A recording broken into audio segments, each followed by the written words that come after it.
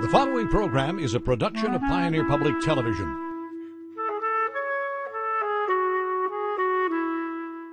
In this episode of Postcards. This carving especially will be inspired by the wood grain. We're following the grain, the curvatures of the grain, the flow of the grain. I think to be an artist is to look at things differently, going around to the back side and seeing what it looks like from the right side, from behind, from the left side. I've always loved glass. I think a lot of people love glass. There's something pretty wonderful about glass because it's so fragile and yet it's so strong.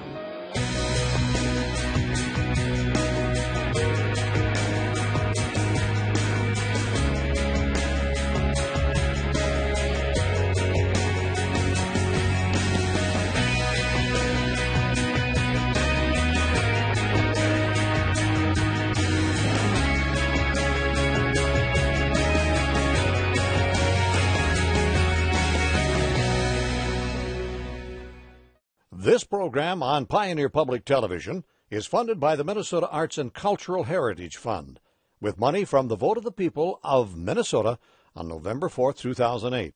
Additional support provided by Mark and Margaret Yekel Julien in honor of Shalom Hill Farm, a nonprofit rural education retreat center in a beautiful prairie setting near Windham in southwestern Minnesota.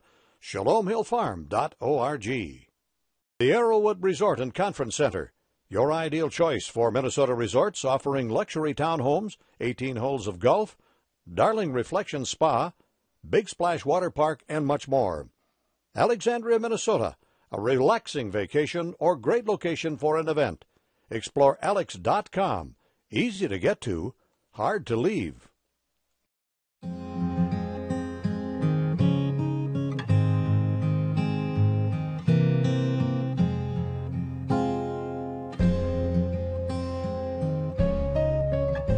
Richard Vandeveer, also known as Vandy, and my title is owner, operator, and artist of Wood Carving Visions by Vandy. I've been wood carving since 1998, and this was all in South Dakota. I've been working with wood on and off as a hobby, basically since I was 16 years old. I have 4 apprentices. These apprentices, when I went to started this last fall, I was offered, challenged that if I could come up with an art project, I could have 3 walnut trees that this family needed to have removed. So I kind of sat around and thought about it, and I really wanted to come up with a project. So I came up with a design of 4 little caricatures, playing kind of a folk art type drawing that has one little guy playing a horn, sitting on a stump, and which is behind me here in pretty good progress. One little guy sitting there with the crisscross legs playing the flute, a little gal sitting on a stump playing a mandolin, and a little guy standing playing a hand drum. And this is just an original drawing that came to me. So I made a pencil sketch, and I took the sketch and to the people that offered me the trees, I said, "This is what I can do." And so they saw it and they said, "Go for it."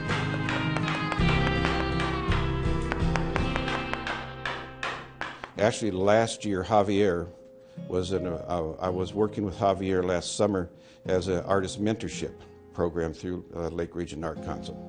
Javier applied for a grant and received the grant to hire a mentor, a wood carver, so he could pursue his wood carving career. They called me and asked me if I would be interested in being his mentor, and I said absolutely. Javier was one of the first people I contacted, and his mother said yes, absolutely, and he said he would be very interested. And so then Blaise Buseth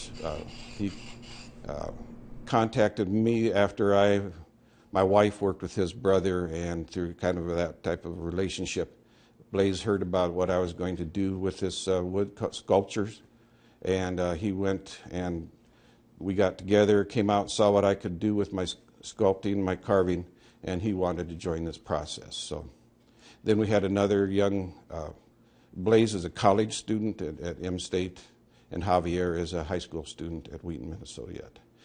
Then my third apprentice was Sam Busco, and he was a college student at M State, an art major, along with Blaze as an art major also. And so I had all three of those young, really artists that were very interested in joining this process. My fourth person was the person who helped me cut down the trees, Lucas Sims. Lucas has a lot of wood available to him due to the fact that that's what he does for a living. And he's always wanted to learn how to wood carve, and he's very interested in carving. So Lucas helped me cut down the trees. We went through the process of taking the trees down, taking them out to the sawmill, and from there we went to having the wood processed up and cut into 4-inch to 5-inch planks. These carvings, the sculptures, will stay in the 9-county area of Lake Region Art Council. That was my goal and destination when I made the presentation. So this carving especially will be inspired, and already has been inspired by the wood grain. We're following the grain, the curvatures of the grain, the flow of the grain. The stylized, it's not a totally stylized carving, but it's kind of a surrealistic carvings. They do have form and shape, but we're trying to follow the wood grain as much as possible and putting it together so that we follow what Mother Nature put in there. The sculptures we're working on right now is like these little river folk, kind of mixture of these fantasy creatures almost, still humanoid, but they're all playing their little instrument. And they're kind of wizard-like. Mine's a guy sitting down with crossed legs playing a flute. So that's kind of what we're working on. We've been working on them for at least 3 months or 2 months right now. From when we first got them, we got the blocks and we used the bandsaw or a chainsaw to kind of shape them up how we wanted to, and then we'd take the mallet and chisel and kind of shape them up a little bit more. And right now we're getting to a more refined state for some pieces where we can start sanding them and adding more detail to them. I really like learning about more of those sculpture aspects, and especially dealing with more large scale. You learn a lot of new challenges within it, and especially looking at a solid big block of wood and trying to see inside of it, and how, for example, my piece is a cross-legged figure, and looking at that piece and seeing within it how those legs are in a crossover in front of each other and kind of getting the depth within it. So that's something really I've been learning about this larger scale on this. Pre-hand before this, I've done smaller little knick-knack type of things. But on this project, I'm learning a lot more about how to get an inside view into the wood. My player is the trumpet player. I would say, because it's not one form or one solid sculpture, one full sculpture, it's difficult to work with these individual pieces, bolt them together, just keep working with the grain, because then we have to wait for the wood to slowly dry and it ends up warping, so then we have to plane it and we'll assemble it back together and work with the grain still, which is a challenge, but it's going really well, and I think it's going to be quite a great sculpture when it's done. Working with Richard has helped me a lot in more aspects of art, understanding how to complete a sculpture, how to finish it, and learning a lot about what it takes to complete a project, especially such a large project. It's helped me kind of learn how to look into it and all the tools that it's needed to make a sculpture like this. And he's also talked to us about how to get these legacy grants and how to deal with that, and how to talk to people at shows and events like we've been doing this summer. I really like when you take a piece of wood and something that many people would throw into their fire or something like that, or just make it into a simple cabinet.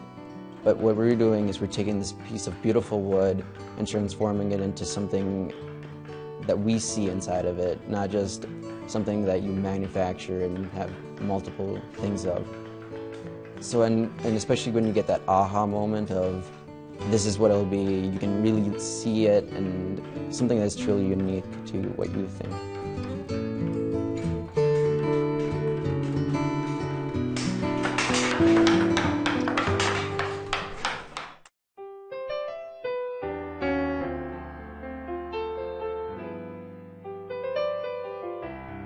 My art is about the area around here, the landscape, and what we put on the landscape. It's two-dimensional.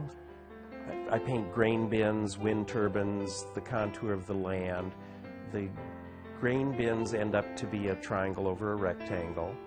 And the wind turbines are sort of flying three-pronged, either prairie flowers or prairie weeds, depending on your take.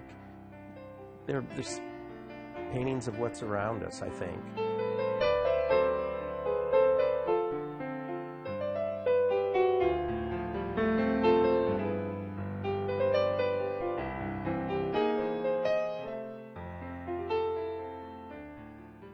After I finished art school, I had a quart of ink and I started drawing with the ink. And I had a little roadside market, and this roadside market had plants and bedding plants. And so I was drawing floral forms, and all of a sudden 2 figures showed up in one of the drawings, and it looked like a jungle to me. So I started doing what I call jungle drawings. And jungles, of course, have huts and natives and floral forms.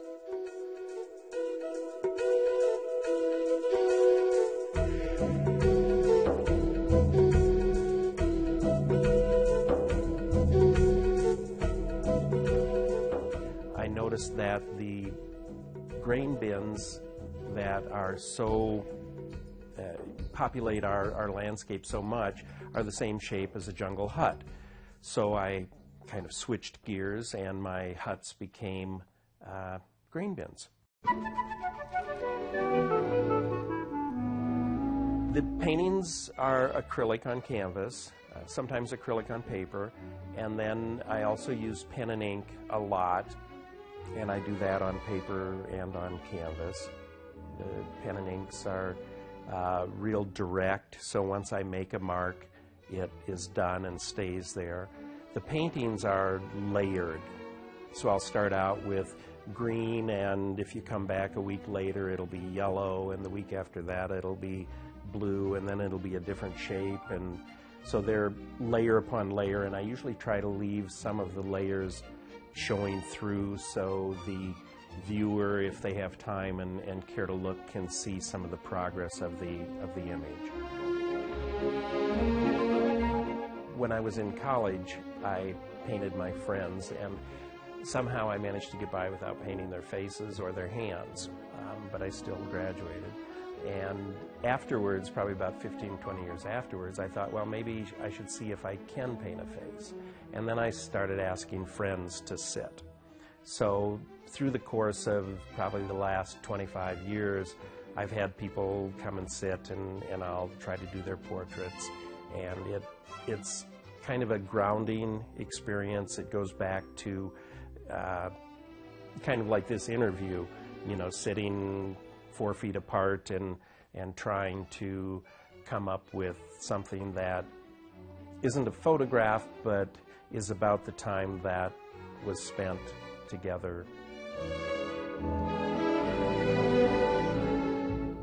Tonight is, I think, the first outing of a group called Southwest by Southwest, and they're a group that would like to put an emphasis on art, food, and music in southwestern Minnesota, show that there's a viable cultural community out here. Before I started putting the faces in, they were just sort of non-objective drawings. They've chosen me as their first kind of experiment.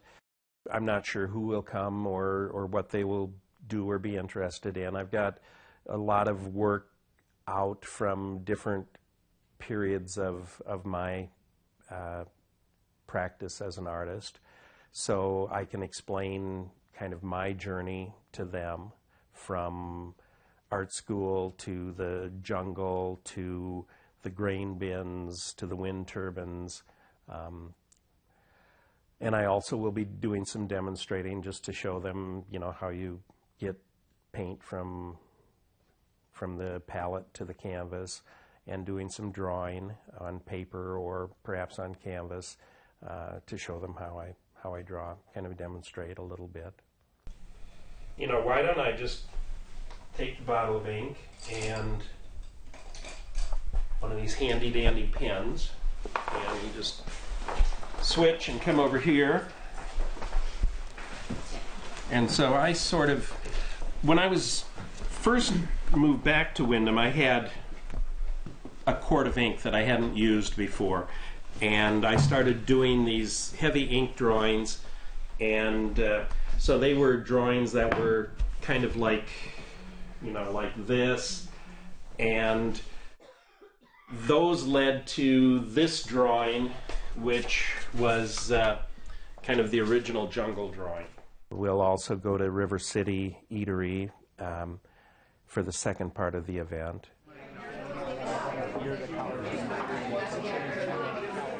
It's nice for smaller communities to have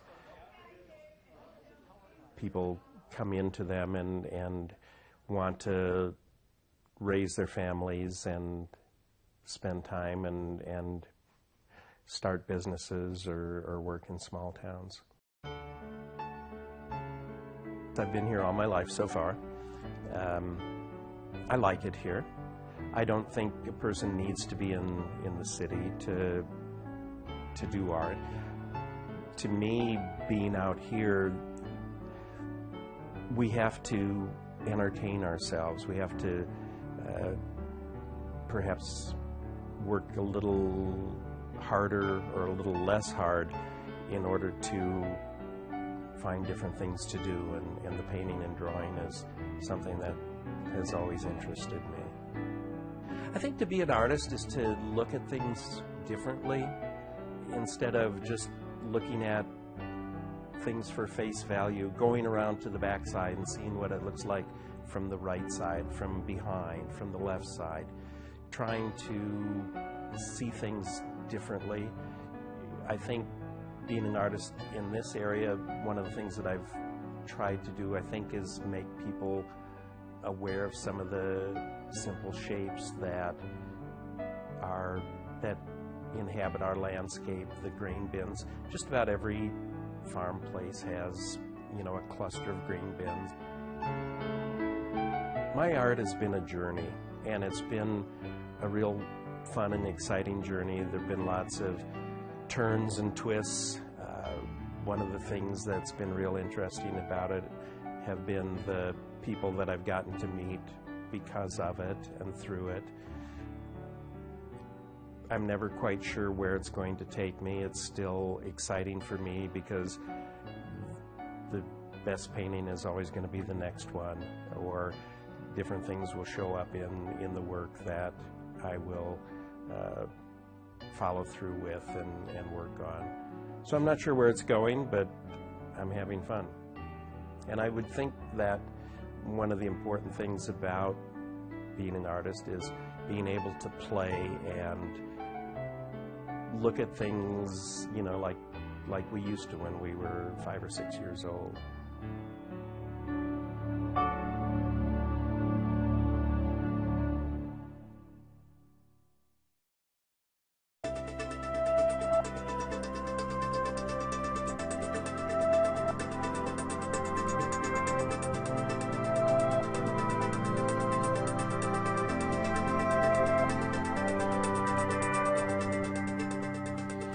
I'm a mosaic artist and live in Battle Lake, Minnesota, and I've been working with mosaics for about 10 years now. I work mostly with glass now because I like the colors that are available and the textures and the finishes that are on the glass and the durability of glass, but I have also worked with ceramics and rocks and a lot of different pieces.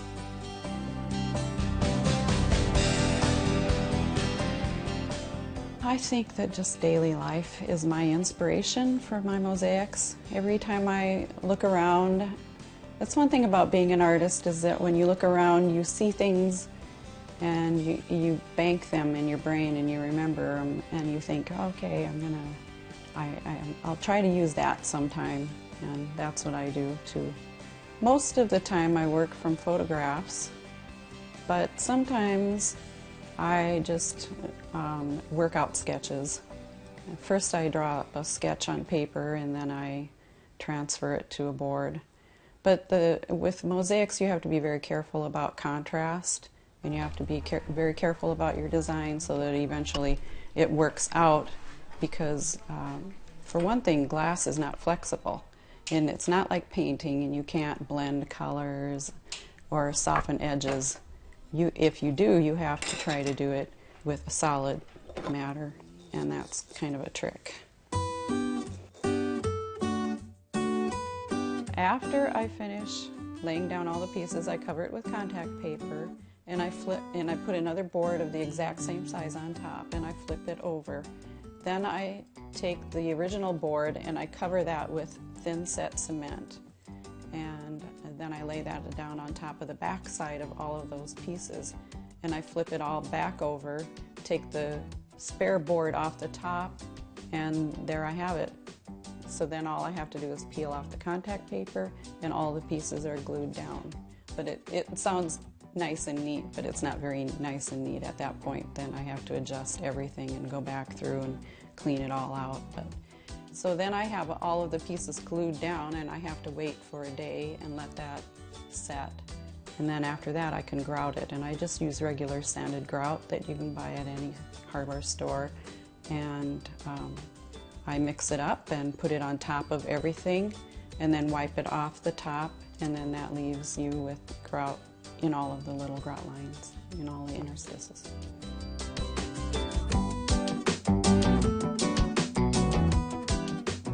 I like being able to put together pieces to make a larger image.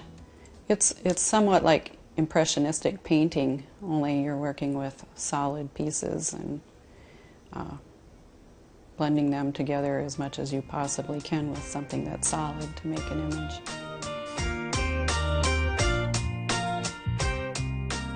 I work with stained glass, and I buy it in sheets at the stained glass store, but there's so many varieties. There's different textures, and there's different colors. Some of them are very mild and muted, and some of them are just very brilliant. For example, the reds, I just love looking at the reds, and some of them have iridescent coatings on them so that when the light hits them, they look different colors depending on which way the angle is that the light is hitting them. And, the same with the different textures that some of the glass has. That's one reason why I really like working with glass, because it has all of those varieties. It's very difficult for me to sell my pieces because it takes a long time to make a mosaic. Like, I've seen people do paintings in one day or even a week or whatever, but it takes several weeks for me to come up with a finished mosaic, and by that time I feel like it's one of my children. It's really hard to sell it, but I do.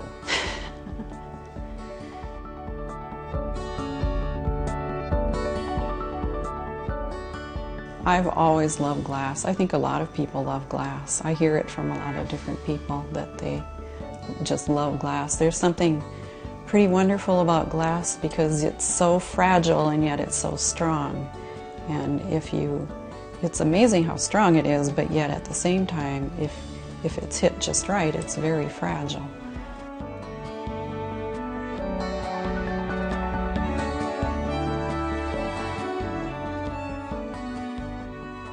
My career as an artist is ever-changing, and sometimes I feel like after 10 years that I know quite a bit about mosaics, and then other times I feel like I'm still a beginner myself, and it's fascinating. I think that I'm always learning.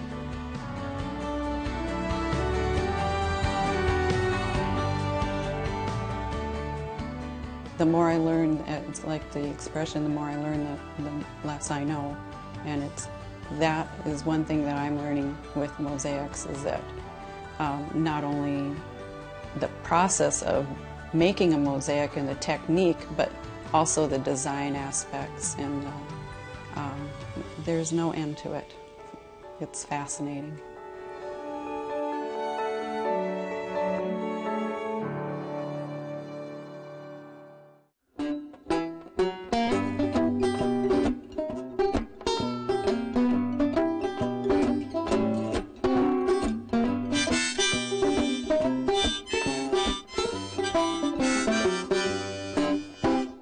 Picture show, come on and we will go to the matinee that's playing today. I saw it on the Grand Marquis.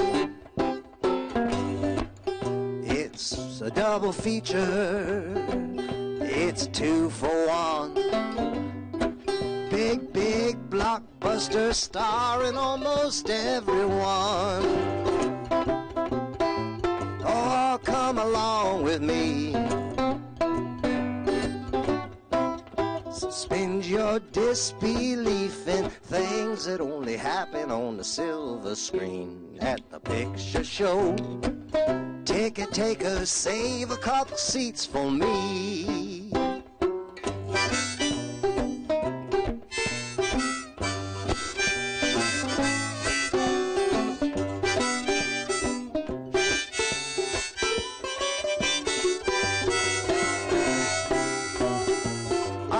Get yourself a treat, box of salty popcorn, cherry Coca-Cola, and some jujubes. It's gonna be a sensational, cinematic, presentational, three-dimensional, polychrome motion picture show.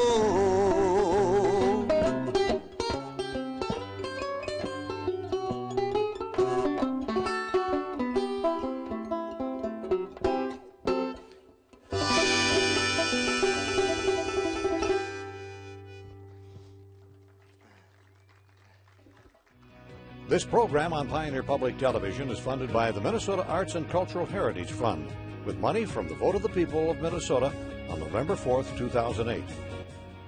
Additional support provided by Mark and Margaret Yackel-Julien in honor of Shalom Hill Farm, a nonprofit rural education retreat center in a beautiful prairie setting near Windham in southwestern Minnesota. ShalomHillFarm.org. The Arrowwood Resort and Conference Center, your ideal choice for Minnesota resorts offering luxury townhomes, 18 holes of golf, Darling Reflection Spa, Big Splash Water Park, and much more. Alexandria, Minnesota, a relaxing vacation or great location for an event. Explore Alex.com. Easy to get to, hard to leave.